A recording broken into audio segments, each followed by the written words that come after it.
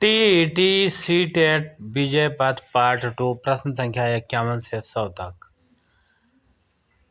प्रश्न है, कक्षा में बच्चों के लिए कौन सा शिक्षण तरीका सबसे प्रभावी माना जाता है? ए व्याख्यान आधारित, बी अनुभवात्मक और गतिविधि आधारित, सी केवल नोट्स पढ़ाना, डी परीक्षा पर जोर देना। और इसका सही उत्तर है ऑप्शन बी अनुभवात्मक और गतिविधि आधारित।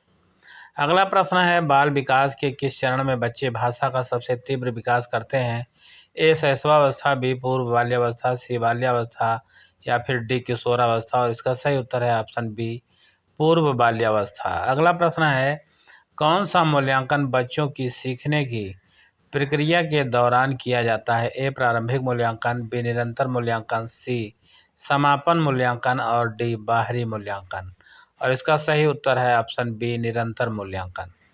अगला प्रश्न है, बालकों में रचनात्मकता बढ़ाने के लिए शिक्षक क्या कर सकते हैं? ए केवल पाठ पढ़ाना, बी समस्या सुलझाने वाली गतिविधियां कराना, सी अनुशासन सिखाना या फिर ऑप्शन डी परीक्षा पर जोर देना। और इसका सही उत्तर है ऑप्शन बी समस्या सुलझाने वाली गतिविधियां कराना। अगला प्रश्न है, कक्षा में समूह चर्चा किस प्रकार की सीख को बढ़ावा देती है? ए व्यवहारिक सीख, बी सामाजिक और संज्ञानात्मक सीख, सी केवल स्मरण शक्ति, डी अनुशासन। और इसका सही उत्तर है ऑप्शन बी सामाजिक और संज्ञानात्मक सीख।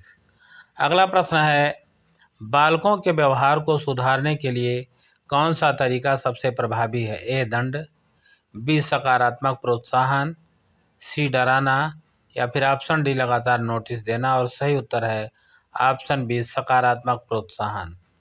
अगला प्रश्न है, बालकों के लिए खेल आधारित शिक्षण का मुख्य लाभ क्या है? ए केवल मनोरंजन, बी शारीरिक और मानसिक विकास, सी शिक्षक की सुविधा, डी अनुशासन बनाए रखना। और इसका सही उत्तर है ऑप्शन बी शारीरिक और मानसिक विकास। अगला प्रश्न है, कक्षा में शिक्षा का मुख्य उद्देश्य क्या होना चाहिए?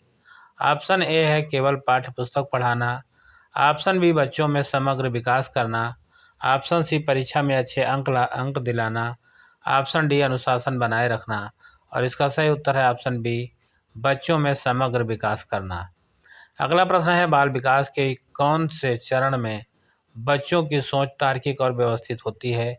ए शैशवावस्था, बी पूर्व बाल्यावस्था, सी बाल्यावस्था, डी किशोरावस्था। और इसका सही उत्तर है ऑप्शन सी बाल्यावस्था। अगला प्रश्न है, सीटीटी के अनुसार बच्चों को सीखने का सर्वोत्तम तरीका क्या है?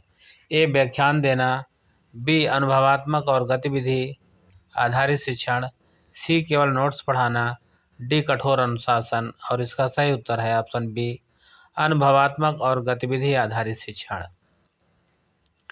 अगला प्रश्न है, बालकों की भाषा क्षमता का विकास किस चरण में सबसे तेज होता है? ए शैशवावस्था, बी पूर्व बाल्यावस्था, सी बाल्यावस्था, डी किशोरावस्था। और इसका सही उत्तर है ऑप्शन बी पूर्व बाल्यावस्था। अगला प्रश्न है, कौन सा सिद्धांत बताता है कि सीखना पर्यावरण और अनुभव से होता है? ए स्किनर का व्यवहारवाद, बी पियाजे का संज्ञानात्मक विकास, सी वाटसन का व्यवहारवाद, डी फ्रायड का मनोविश्लेषण। और इसका सही उत्तर है पियाजे का संज्ञानात्मक विकास। अगला प्रश्न है, कक्षा में शिक्षक को बच्चों की शारीरिक और मानसिक स्थिति के आधार पर योजना बनानी चाहिए, इसे क्या कहते हैं? एकीकृत योजना, बी भिन्नीकृत योजना, सी अनुशासित योजना, डी स्थायी योजना। और इसका सही उत्तर है बी भिन्नीकृत योजना। अगला प्रश्न है, बालकों में सामाजिक कौशल विकसित करने का सबसे अच्छा तरीका क्या है? ए समूह गतिविधियाँ, बी अकेले पढ़ाई, सी अनुशासन देना, डी नोट्स लेना। और इसका सही उत्तर है ए समूह गतिविधियाँ। अगला प्रश्न है, कक्षा में विविधता डाइवर्सिटी को अपनाने का मुख्य उद्देश्य क्या है? ए समानता लाना, बी बच्चों के व्यक्तिगत अनुभवों को मान्यता देना, सी अनुशासन बनाए रखना या फिर डी शिक्षक की साख बढ़ाना। और इसका सही उत्तर है ऑप्शन बी बच्चों के व्यक्तिगत अनुभवों को मान्यता देना। अगला प्रश्न है, सीटीटी के अनुसार शिक्षक की योग्यता का मुख्य आधार क्या है? ए अनुभव, बी विषय ज्ञान और शिक्षण कौशल, सी उम्र और डी साहित्यिक ज्ञान। इसका सही उत्तर है विषय ज्ञान और शिक्षण कौशल। अगला प्रश्न है, कक्षा में सक्रिय शिक्षण किस सिद्धांत पर आधारित है? ऑप्शन ए है व्यवहारवाद, ऑप्शन बी संज्ञानात्मक सिद्धांत, ऑप्शन सी मानवतावाद और ऑप्शन डी सामाजिक निर्माणवाद। और इसका सही उत्तर है ऑप्शन बी संज्ञानात्मक सिद्धांत। अगला प्रश्न है, बालकों में समस्या समाधान क्षमता बढ़ाने के लिए शिक्षक किसका प्रयोग कर सकते हैं? ए श्रवण, बी समूह गतिविधियाँ और सी नोट्स पढ़ाना और ऑप्शन डी कठोर अनुशासन। और इसका सही उत्तर है ऑप्शन बी समूह गतिविधियाँ। अगला प्रश्न है, कौन सा मूल्यांकन बच्चों के सीखने की प्रक्रिया में सुधार के लिए किया जाता है? ए प्रारंभिक मूल्यांकन, बी निरंतर मूल्यांकन, सी समापन मूल्यांकन, डी बाहरी मूल्यांकन। और इसका सही उत्तर है ऑप्शन बी निरंतर मूल्यांकन। अगला प्रश्न है, बालकों में रचनात्मकता बढ़ाने के लिए शिक्षक क्या कर सकते हैं? ए केवल पाठ पढ़ाना, बी समस्या सुलझाने वाली गतिविधियां कराना, ऑप्शन सी अनुशासन सिखाना या फिर ऑप्शन डी परीक्षा पर जोर देना। और इसका सही उत्तर है ऑप्शन बी समस्या सुलझाने वाली गतिविधियां कराना। अगला प्रश्न है, कक्षा में समूह चर्चा किस प्रकार की सीख को बढ़ावा देती है? ऑप्शन ए है व्यवहारिक सीख, ऑप्शन बी सामाजिक और संज्ञानात्मक सीख, ऑप्शन सी केवल स्मरण शक्ति, ऑप्शन डी अनुशासन। और इसका सही उत्तर है ऑप्शन बी सामाजिक और संज्ञानात्मक सीख। अगला प्रश्न है, बालकों के व्यवहार को सुधारने के लिए कौन सा तरीका सबसे प्रभावी है? ए दंड, बी सकारात्मक प्रोत्साहन या फिर ऑप्शन सी डराना या फिर ऑप्शन डी लगातार नोटिस देना। और इसका सही उत्तर है ऑप्शन बी सकारात्मक प्रोत्साहन। अगला प्रश्न है, बालकों के लिए खेल आधारित शिक्षण का मुख्य लाभ क्या है? ए केवल मनोरंजन, बी शारीरिक और मानसिक विकास, सी शिक्षक की सुविधा और ऑप्शन डी अनुशासन बनाए रखना। इसका सही उत्तर है ऑप्शन बी शारीरिक और मानसिक विकास। अगला प्रश्न है, कक्षा में शिक्षा का मुख्य उद्देश्य क्या होना चाहिए?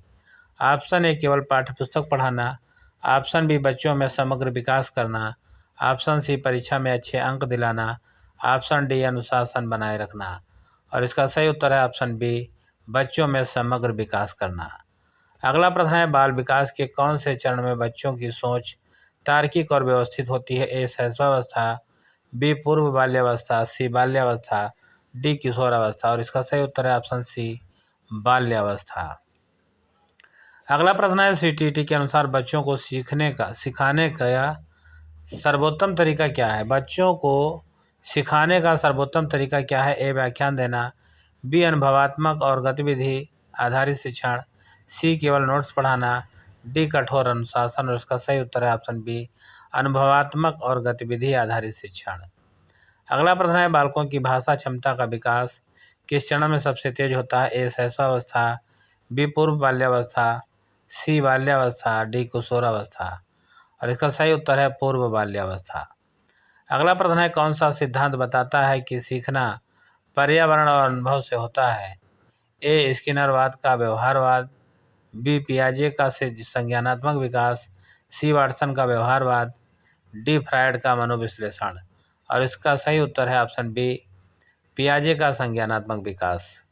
अगला प्रश्न है, कक्षा में शिक्षक को बच्चों की शारीरिक और मानसिक स्थिति के आधार पर योजना बनानी चाहिए, इसे क्या कहते हैं?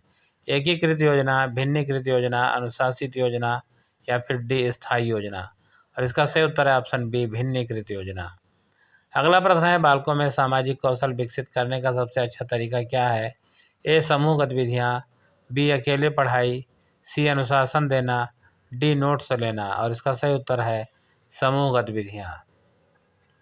अगला प्रश्न है, कक्षा में विविधता डाइवर्सिटी को अपनाने का मुख्य उद्देश्य क्या है? ए समानता लाना, बी बच्चों के व्यक्तिगत अनुभवों को मान्यता देना, सी अनुशासन बनाए रखना, डी शिक्षक की साख बढ़ाना। और इसका सही उत्तर है बच्चों के व्यक्तिगत अनुभवों को मान्यता देना।